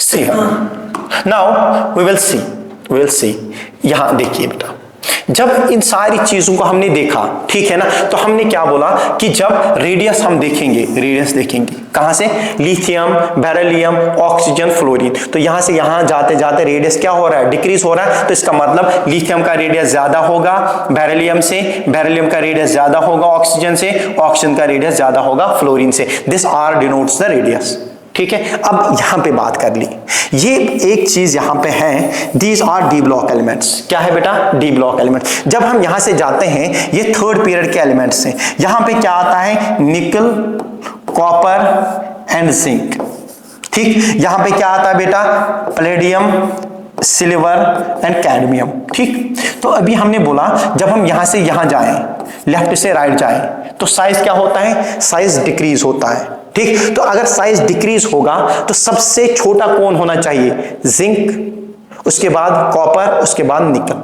ठीक है बेटा, क्लियर। तो साइज डिक्रीज हो रहा है ना, तो जिंक सबसे छोटा होना चाहिए, जिंक क्या होना चाहिए, सबसे छोटा। लेकिन यहां पे क्या है बेटा, यहां देखिए, यहां से यहां की तरफ ये जो निकल है ये सबसे बड़ा है, ठीक है ना। अब यहां देखिए, जिंक क्या होना चाहिए, सबसे छोटा, लेकिन ये सबसे बड़ा है, फिर कॉपर, फिर निकल। ऐसा क्यों ऑर्डर आता है, इसका एटॉमिक रेडियस ऐसा क्यों है, तो ये एक्सेप्शन है ना, वेरी हुआ ना यहाँ पे, दैट्स द एक्सेप्शन, ओके। अब इसमें क्या होता है, जब हम इनके डी ब्लॉक एलिमेंट्स में जो इलेक्ट्रॉन्स देखते हैं ना, तो वो इलेक्ट्रॉन्स इनर वाले शेल में जाते हैं, डी शेल में। जो आउटर शेल होती है ना वो वहीं पे रहती है, तो इलेक्ट्रॉन इनर शेल में ऐड होता है। जब इनर शेल में इलेक्ट्रॉन ऐड होगा ना तो इसको रिपल्सन करेगा, ठीक है। और रिपल्सन की वजह से क्या हो रहा है, साइज बढ़ रहा है, साइज क्या हो रहा है, बढ़ रहा है, ना कि घट रहा है, ठीक है ना। तो यहां से यहां तक निकल में जो इलेक्ट्रॉनिक रिपल्शन है ना, निकल से ही बढ़ना स्टार्ट होता है, निकल से ही बढ़ना स्टार्ट होता है। यहां से रिपल्शन बढ़ा, यहां से रिपल्शन और बढ़ा, यहां से रिपल्शन और बढ़ा, यहां से सबसे ज्यादा रिपल्शन बढ़ गया ना, तो ये शेल बाहर जाएगी, तो इसलिए इसका रेडियस क्या होता है, इसमें सबसे ज्यादा होता है। यही कहानी इन तीनों एलिमेंट्स की है। ये एक्सेप्शन दो आप याद रख लीजिएगा, बार बार आपसे पूछा जाएगा, because it is because that the repulsive force is dominant here than that of attractive force. समझ आ रही बात, क्लियर, ओके बेटा। See here now we have next, that's the metallic radius. अब ये आसान चीजें हैं, मेटेलिक रेडियस क्या होता है, ठीक। अब मेटेलिक रेडियस की जब हम बात करते हैं ना, हम बोलते हैं कि मेटल्स क्या होते हैं। मेटल्स में हम कंसिडर करते हैं, अगर दो मेटल एटम्स हैं, इन दोनों मेटल एटम्स को हम एज अ स्फीयर्स कंसिडर करते हैं। मान लीजिए एक टेनिस बॉल आपके पास है और दूसरी टेनिस बॉल आपके पास है, ठीक। तो ये स्फेरिकल होती है, एक स्फीयर एक एटम है, दूसरा स्फीयर दूसरा एटम है। और हम ये कंसिडर करते हैं जब ये दोनों एटम्स एक क्रिस्टल में होते हैं और ये दोनों स्फीयर्स एक दूसरे के टच में होते हैं, ऐसे, ठीक है ना, ओके। अब देखिए बेटा, मैं आपको यहां पे बता दूं, जैसे ये एक स्फीयर है और ये एक स्फीयर है, तो एटॉमिक क्रिस्टल में ये एक दूसरे के टच में होते हैं, इसकी सरफेस और इसकी सरफेस टच में होती है, ठीक है ना, क्लियर। और फिर हम क्या करते हैं, इस स्फीयर का सेंटर देखते हैं और इस स्फीयर का सेंटर देखते हैं, फिर इस स्फीयर के सेंटर से इस स्फीयर के सेंटर तक हम डिस्टेंस मेजर करते हैं, समझा रहे, दैट्स द इंटरन्यूक्लियर डिस्टेंस। फिर हम उस इंटरन्यूक्लियर डिस्टेंस का हाफ लेते हैं, that's the metallic radius, that's the metallic radius. अब यहां देखिए बेटा, अब यहां देखिए बेटा, हमने क्या कर दिया, metal atoms are assumed to be closely packed spheres. मैंने बताया मेटल एटम्स को हम एज अ स्फीयर कंसीडर करते हैं इन the metallic crystal. Metallic crystal के अंदर दो स्फीयर्स हैं। These metal atom spheres are considered to be touch one another. ये एक दूसरे के टच में होते हैं, ठीक। 1/2 of the internuclear distance between the two closest metal atoms in the metallic crystal is called the metallic radius. ये तो अभी हम बात कर रहे थे, ये तो मैंने समझा दिया। देखिए ये एक मेटल क्रिस्टल है, सॉरी एक मेटल एटम है, ये स्फीयर है, ठीक है ना, ये सी एटम है और ये एटम डी है, ये भी एक स्फीयर है, ठीक है। अब ये स्फीयर और एक स्फीयर आपस में क्या है, टच में है, ठीक। अब इस स्फीयर के सेंटर से इस स्फीयर के सेंटर तक ये डिस्टेंस है सी डी, ठीक है ना। This C D is called internuclear distance, this called internuclear distance, internuclear distance, okay, this is called internuclear distance. अगर ये internuclear distance है, इसको मैंने CD से माना, this is the internuclear distance CD, ठीक, अब मुझे बताइए, मैं आपको बता रहा हूं ये आर सी किसके बराबर होगा, रेडियस ऑफ सी किसके बराबर होगा। अभी मैंने बोला ये एटॉमिक रेडियस, यहां metallic radius is half of the internuclear distance. Internuclear distance C D है, तो एटॉम ये मेटेलिक रेडियस आर सी होगा बेटा C D divide by 2, that is half of the internuclear distance. Simple, ठीक है ना। आपको यहां बॉन्ड लेंथ दी जाएगी, यानी कि इंटरन्यूक्लियर डिस्टेंस दी जाएगी, और आपको पूछा जाएगा इस मेटल एटम का आप रेडियस बता दीजिएगा। मेटल एटम का रेडियस कैसे निकालेंगे, उस इंटरन्यूक्लियर डिस्टेंस को डिवाइड बाई 2 कर देंगे, आपके पास रेडियस आ गया। समझ आ रही बात। अब यहां देखिए बेटा, यही बात हमने की थी कि मेटेलिक रेडियस इसी को बोलते हैं। अब यहां एक बात समझने की है, बहुत इंपॉर्टेंट समझने की बात है। देखिए, जब अभी हमने कोवेलेंट रेडियस की बात की, कोवेलेंट रेडियस में एटम्स ऐसे थे, ठीक है, ये एक दूसरे के ओवरलैप थे। क्या थे? ओवरलैप। तो ये सुपीरियर और ये सुपीरियर एक दूसरे के साथ ओवरलैप हुआ था, ठीक। अब यहां से जब मैं डिस्टेंस यहां तक कैलकुलेट कर दूं, ठीक है, जरा देखिए, अगर इन सुपीरियर्स को मैं टच कर दूं, मान लीजिएगा मैं आपको समझा दूं, ये एक सुपीरियर है, ये दूसरा सुपीरियर है। अगर मैं इन दोनों सुपीरियर्स को टच कर दूं, ये टच कर दिया मैंने, ठीक, फिर यहां से इस सेंटर तक मैं डिस्टेंस मेजर कर दूं, ठीक है ना। ये कुछ आएगी, मान लो 10 पिकोमीटर आ गई, 5 पिकोमीटर आ गई, 20 पिकोमीटर आई, कुछ तो आ जाएगा, ठीक। तो मैंने अभी ऐसे रखा, तो डिस्टेंस में मेजर कर रहा हूं। अब इसको मैं इसके ऊपर ओवरलैप कर रहा हूं, फिर इसके सेंटर से इसके सेंटर तक मेजर कर रहा हूं। क्या ये कम हो जाएगी, ज्यादा हो जाएगी? सर कम हो जाएगी। क्यों हो जाएगी? क्योंकि ये ओवरलैप जो हुआ ना, ये ओवरलैप, इस ओवरलैपिंग का एरिया खत्म हो जाएगा, ठीक है ना, ये खत्म हो जाएगा, ये ओवरलैपिंग एरिया। तो यहां से यहां तक डिस्टेंस कम हो जाएगी। तो अगर कोवेलेंट रेडियस है, इस कोवेलेंट कंपाउंड में ये ओवरलैप हो गए, तो ये डिस्टेंस जो है ना, ये डिस्टेंस कम होगी, ये कोवेलेंट डिस्टेंस में मान लूं, ठीक है ना, ये मेटेलिक डिस्टेंस है, तो ये कोवेलेंट रेडियस कम होगा इस मेटेलिक रेडियस से, क्योंकि यहां टच कर रहे हैं, और यहां ओवरलैप हो रहे हैं, तो ये डिस्टेंस कम होगी इस डिस्टेंस से। समझा रहे ना बात। तो हम ये बोल सकते हैं ना कि मेटेलिक रेडियस जो होता है ना, मेटेलिक रेडियस बड़ा होता है, किससे? कोवेलेंट रेडियस से, ऑब्वियसली होगा। समझा। तो ये तो हमने बात की कि मेटेलिक रेडियस जो होता है, it is greater than the covalent radius. समझा रही बात। This is very very important, that the metallic radius is greater than the covalent radius, because in covalent radius the atoms are overlapping, but in the metallic radius the superiors are touching to each other. समझ आ रही बात? Clear. चलिए आगे। For example, एक example आप देखिए, metallic radius अगर हम देखेंगे पोटेशियम का, पोटेशियम हमारे पास एक एलिमेंट है के, जिसको हम पोटेशियम बोलते हैं। तो अगर इसका मेटेलिक रेडियस देखा जाता है, एक्सपेरिमेंटली इसका मेटेलिक रेडियस देखा गया, मेटल क्रिस्टल में इसका कितना रेडियस होता है, दैट इज 2.3, मेटेलिक रेडियस 2.3 है। लेकिन जब एक कोवेलेंट बॉन्ड किसी के साथ बनाता है, तब जब कोवेलेंट बॉन्ड में इसका रेडियस देखा जाता है, तब इसका रेडियस लिया जाता है 2.03। समझ आ रही बात। तो दैट मींस मेटेलिक रेडियस ज्यादा है और कोवेलेंट रेडियस कम है। समझ आ रही बात? क्लियर। चलिए बेटा, चले आगे। हो गया कॉपी? चलिए बेटा, see here. Now we have the one more, that's the van der Waals radius. इस van der Waals radius में सिंपल चीजें हैं। van der Waals radius simple है, या collision radius इसको बोलते हैं। अगर आपसे पूछा जाएगा what is van der Waals radius और what is collision radius, ठीक। अब देखिए डेफिनेशन क्या बताएंगे, मैं आपको समझा दूं, फिर आप ये डेफिनेशन पे बात करेंगे। देखिए बेटा, अगर मेरे पास दो मॉलिक्यूल्स हैं, ये मेरे पास H2 मॉलिक्यूल है और ये मेरे पास H2 मॉलिक्यूल है, दो मॉलिक्यूल्स मेरे पास है, ठीक। ये अलग H2 मॉलिक्यूल है, ये अलग H2 मॉलिक्यूल है, ठीक। इस H2 मॉलिक्यूल को मैं ऐसे रिप्रेजेंट कर दूं, इसमें दो एटम है ना, ये भी हाइड्रोजन एटम, ये भी हाइड्रोजन एटम, ये हो गया हाइड्रोजन मॉलिक्यूल, ठीक। ये दूसरा हाइड्रोजन मॉलिक्यूल है, ठीक, ये इसका सेंटर, ये इसका सेंटर। अब ये जो मॉलिक्यूल्स होते हैं ना, H2 और H2, अगर H और H के बीच में हम बॉन्ड देखिए ना, H2 के यहाँ पे कोवेलेंट बॉन्ड है, लेकिन ये अलग मॉलिक्यूल है और ये अलग मॉलिक्यूल है, ठीक। जब अलग मॉलिक्यूल, ये अलग मॉलिक्यूल है और ये अलग मॉलिक्यूल है, अब इन मॉलिक्यूल्स के बीच में जो अट्रैक्शन है ना, वो van der Waals अट्रैक्शन है। क्या है? van der Waals attraction. समझ आ रहे? तो van der Waals अट्रैक्शन किनके बीच में होते हैं? मॉलिक्यूल्स के बीच में। ये एक अलग मॉलिक्यूल, ये एक अलग मॉलिक्यूल, इन दोनों मॉलिक्यूल्स के बीच में van der Waals अट्रैक्शन है, ठीक। अब van der Waals रेडियस कैसे हम कैलकुलेट करेंगे? सर ये जो मॉलिक्यूल है ना, ये मॉलिक्यूल, इस मॉलिक्यूल का हम ये वाला एटम लेंगे, ये वाला एटम, ठीक है। इस मॉलिक्यूल का ये वाला एटम लेंगे, ध्यान रख लो बेटा, ये वाला एटम हम लेंगे, ठीक। और सर फिर क्या करेंगे, ये जो दूसरा वाला मॉलिक्यूल है, इस दूसरे वाले मॉलिक्यूल में हम ये एटम लेंगे जो नेबरिंग एटम्स है, इस मॉलिक्यूल का और इस मॉलिक्यूल का जो नेबरिंग एटम है, इस मॉलिक्यूल का नेबरिंग एटम, ठीक है ना। अब फिर इस नेबरिंग एटम का सेंटर और इस नेबरिंग एटम का सेंटर, इनके बीच में हम डिस्टेंस मेजर करेंगे। इनके बीच में क्या करेंगे, डिस्टेंस मेजर, और इस डिस्टेंस का हम हाफ लेंगे। इस डिस्टेंस का क्या लेंगे, half. That is the van der Waals radius.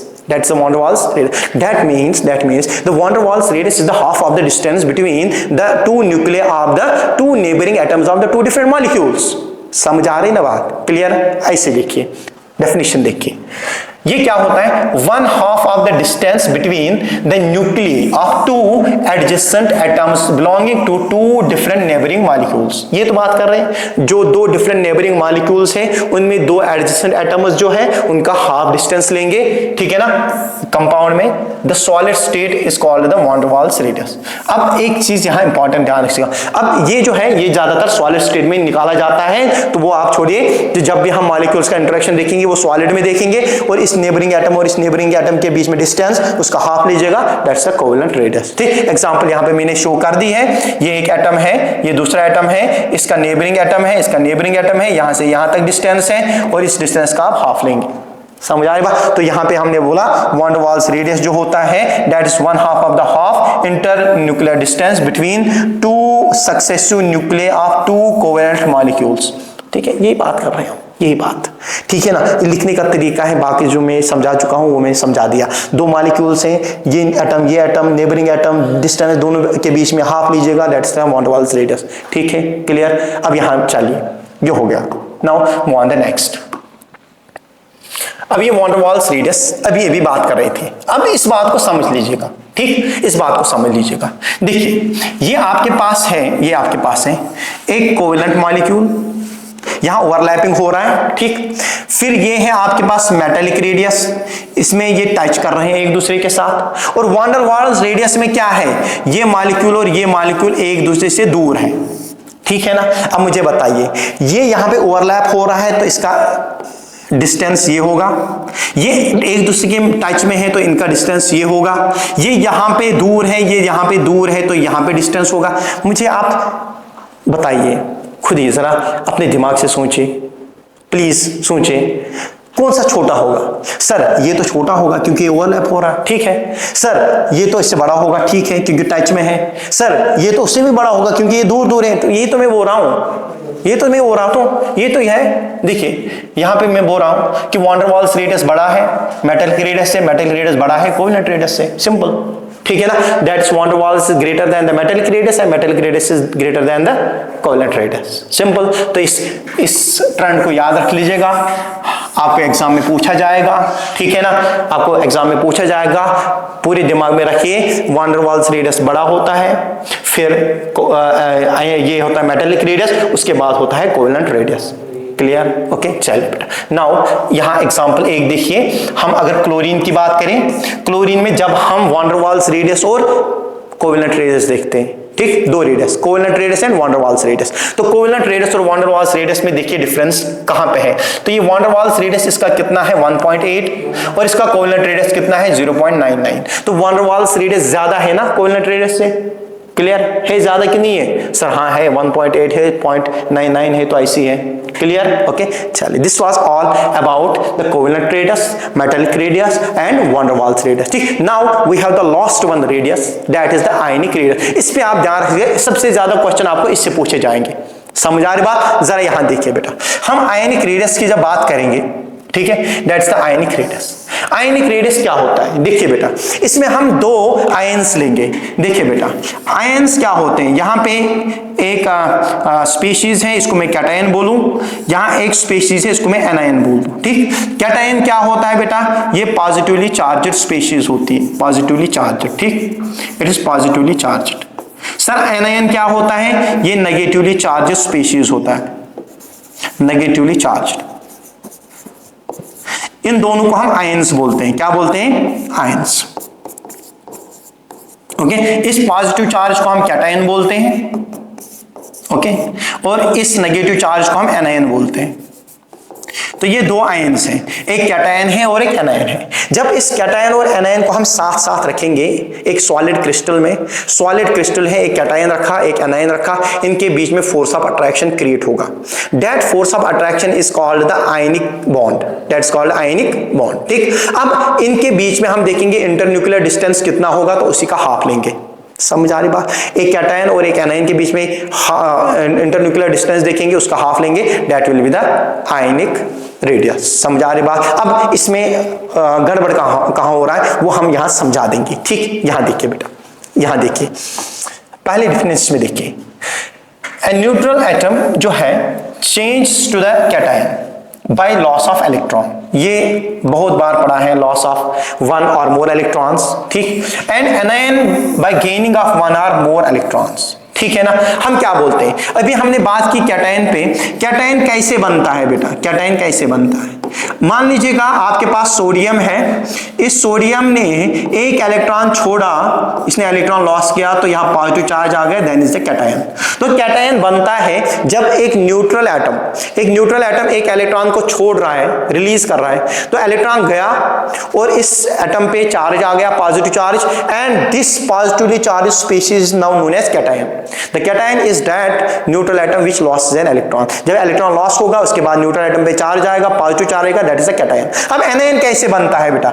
Anion बनता है जब एक एटम इलेक्ट्रॉन को गेन करेगा, एक या एक से ज्यादा इलेक्ट्रॉन को गेन कर सकता है। यहां क्लोरीन है, क्लोरीन ने एक इलेक्ट्रॉन गेन किया तो ये बना Cl नेगेटिव।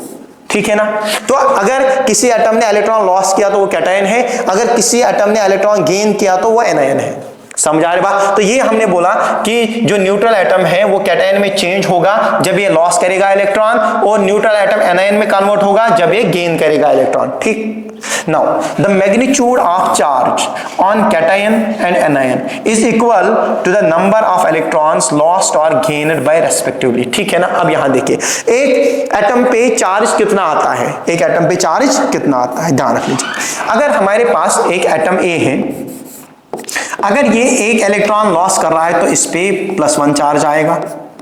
ठीक, अगर उसके बाद +1 तो बन गया, अगर उसने और एक इलेक्ट्रॉन लॉस किया तो ये +2 बनेगा। ठीक है, तो इस पे उतना ही चार्ज आएगा जितने ये इलेक्ट्रॉन को लॉस करेगा। ठीक है ना, अगर एक इलेक्ट्रॉन लॉस किया तो +1 आएगा, 2 इलेक्ट्रॉन लॉस किए तो +2 आएगा। तो अगर आपके पास क्या हो गया, अगर एक एटम ने एक इलेक्ट्रॉन गेन किया तो -1 आएगा, 2 इलेक्ट्रॉन गेन किए तो -2 आएगा। ठीक है ना, तो इस तरीके से इसके ऊपर क्या आते हैं, चार्जेस आते हैं उतने ही जितने ये इलेक्ट्रॉन्स को लॉस कर रहा है या इलेक्ट्रॉन्स को गेन कर रहा है। समझ आ रही बात? ओके, तो ये बात थी मैग्नीट्यूड की। Now ionic radius. The ionic radius of the ions present in ionic crystal may be defined, may be calculated from intermolecular distance between the two ions. दो आयन्स के बीच में इंटर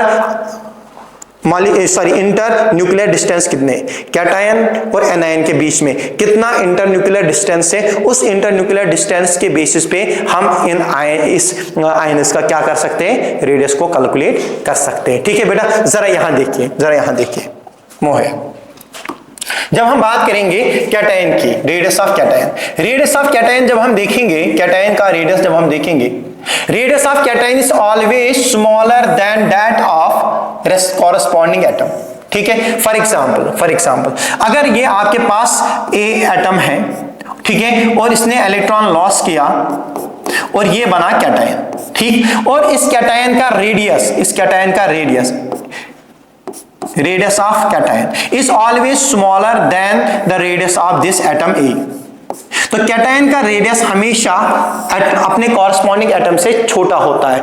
क्यों होता है, ध्यान रख लीजिएगा। इसके लिए 2 रीजंस हैं। इसके लिए कितने हैं, 2 रीजन। एक रीजन ये है, during the formation of cation, cation बनते टाइम या तो ये अपने शेल को रिमूव कर सकता है, अपने पूरे शेल को ही रिमूव करेगा। फॉर एग्जांपल यहां देखिए, अगर मैं आपको बता दूं, आपके पास है लिथियम, लिथियम का इलेक्ट्रॉनिक कॉन्फ़िगरेशन क्या है, 1s2 2s1, एटॉमिक नंबर 3 है, तो इलेक्ट्रॉनिक कॉन्फ़िगरेशन 1s2 2s1 है। ठीक, अब अगर इसने एक इलेक्ट्रॉन लॉस किया तो ये क्या बनेगा बेटा, इट विल फॉर्म Li+,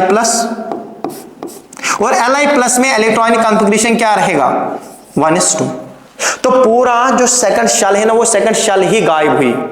ठीक है, ये सेकंड शेल ही क्या हुई, गायब। ठीक, अब अगर ये सेकंड शेल ही गायब हुई तो इसका रेडियस क्या हो जाएगा, कैटायन का रेडियस, ठीक है बेटा, क्या हो जाएगा, कम हो जाएगा। ठीक, नेक्स्ट रीजन। अब देखिए, after the removing an electron effective nuclear charge increases. ठीक, अगर इस न्यूट्रल एटम से, एक न्यूट्रल एटम है, आपने इलेक्ट्रॉन को निकाल दिया, ठीक, ये एक न्यूट्रल एटम है, ये यहाँ न्यूक्लियस है, ये यहाँ पे शेल है, ये शेल है, और अगर इस शेल से आपने इलेक्ट्रॉन को निकाल दिया, इलेक्ट्रॉन गया, और ये न्यूक्लियस का चार्ज जो है ना, इफेक्टिव न्यूक्लियर चार्ज, वो इस शेल पे बढ़ रहा है, इफेक्टिव न्यूक्लियर चार्ज शेल पे, यानी कि न्यूक्लियस जब इलेक्ट्रॉन बाहर गया तो न्यूक्लियस का फोर्स उस शेल पे बढ़ने लगता है। समझा रहे बात, क्योंकि रिपल्सिव फोर्स कम हो रहा है ना, वहां पे रिपल्सिव फोर्स कम होगा तो अट्रैक्टिव फोर्स बढ़ेगा, अट्रैक्टिव फोर्स बढ़ेगा तो शेल क्या आएगी, नजदीक आएगी। समझा ना, इसी वजह से कैटायंस का हमेशा साइज कम होता है उसके कॉरस्पॉन्डिंग एटम से। समझा रहे बात, तो कॉरस्पॉन्डिंग एटम से कम होता है, क्यों होता है, एक कैटायन का रेडियस कॉरस्पॉन्डिंग एटम से कम होता है, दो रीजंस, या तो उसकी आउटर मोस्ट शेल ही गायब होती है, या तो दूसरा रीजन है उसका न्यूक्लियर चार्ज बढ़ता है, न्यूक्लियर चार्ज बढ़ता है। समझा रहे बात, okay. Now the next is anion, radius of anion जो है, radius of anion, the radius of anion is always greater, radius of anion is bigger than that of corresponding atom। अगर आप anion की बात करेंगे, एनायन का radius अपने corresponding atom से ज्यादा होता है। जरा यहां देखिए बेटा, अगर आप क्लोरीन देखेंगे और ये क्लोरीन इलेक्ट्रॉन लेगा और ये बनाएगा Cl नेगेटिव, ठीक, तो हमेशा और हमेशा RCl negative, radius chlorine negative का, ये हमेशा ग्रेटर होता है क्लोरीन से, ठीक है ना। एनायन का रेडियस उसके कॉरस्पॉन्डिंग एटम से क्या होता है, हमेशा बड़ा होता है। क्यों बड़ा होता है, इसके लिए भी रीजन है। अब देखिए बेटा, पहला रीजन क्या है, the effective nuclear charge decreases in the formation of anion. जब एनायन बनता है तो इलेक्ट्रॉन ऐड हो रहा है, इलेक्ट्रॉन ऐड हो रहा है तो रिपल्शन बढ़ेगा, रिपल्शन बढ़ेगा तो ये शेल बाहर जाएगी और न्यूक्लियर फोर्स कम हो जाएगा, न्यूक्लियर फोर्स कम हो जाएगा तो सेल बाहर की तरफ जाएगी, शेल बाहर की तरफ जाएगी। न्यूक्लियर फोर्स कम हुआ ना तो सेल बाहर, ये शेल जो शेल तो बाहर की तरफ जाएगी, शेल बाहर की तरफ गई तो रेडियस क्या होगा, इसका रेडियस इंक्रीज हो जाएगा। समझा रहे बात। दूसरा, इंटर इलेक्ट्रॉनिक रिपल्शन इंक्रीजेस। जब इलेक्ट्रॉन ऐड होता है, इलेक्ट्रॉन ऐड होने से, यहां पे तो ऑलरेडी इलेक्ट्रॉन्स थे, इलेक्ट्रॉन्स का चार्ज नेगेटिव, और एक इलेक्ट्रॉन आपने ऐड किया, उसका भी नेगेटिव चार्ज इलेक्ट्रॉन और जो ऐड हुआ इलेक्ट्रॉन, इनके बीच में रिपल्शन बढ़ेगा।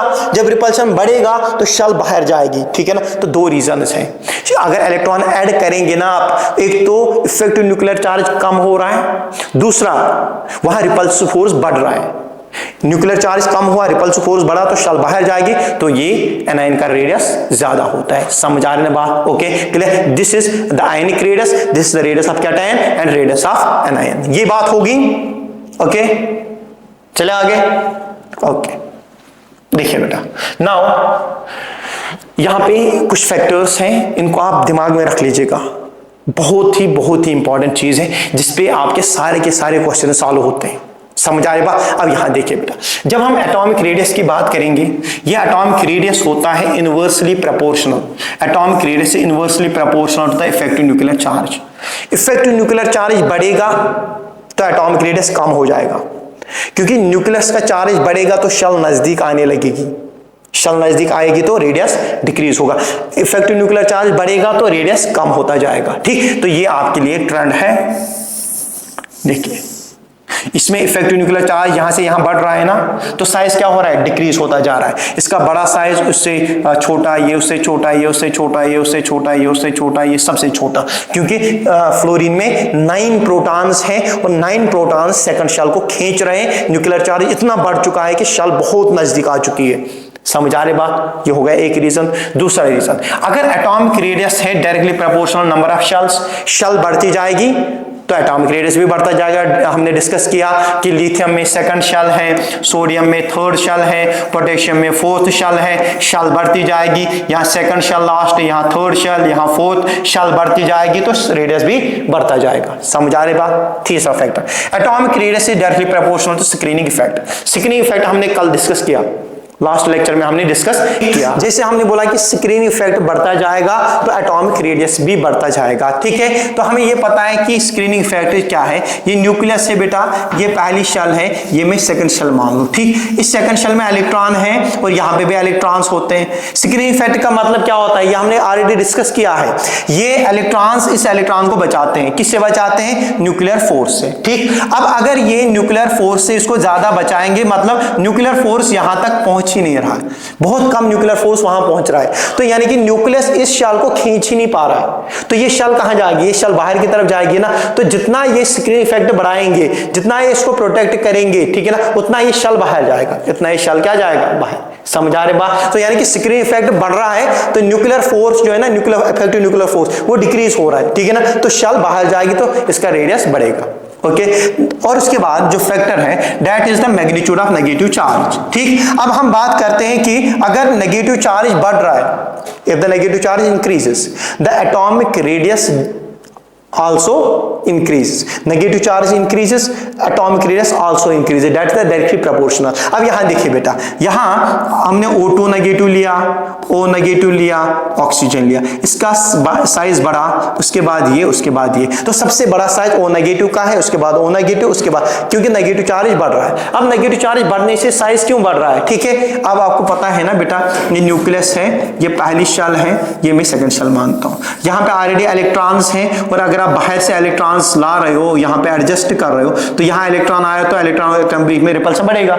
जब रिपल्शन बढ़ेगा, यहां भी इलेक्ट्रॉन है, रिपल्शन बढ़ गया। जब रिपल्शन बढ़ेगा तो ये शेल कहां जाएगी, ये शेल बाहर की तरफ जाएगी ना। तो अगर रिपल्सिव फोर्स बढ़ा, नेगेटिव चार्ज बढ़ाने से इलेक्ट्रॉन्स आ रहे हैं, इलेक्ट्रॉन्स आने से रिपल्सिव फोर्स बढ़ रहा है, रिपल्सिव फोर्स बढ़ा तो शेल बाहर जा रही है, तो एटॉमिक रेडियस इंक्रीज होगा। Now we have the positive charge.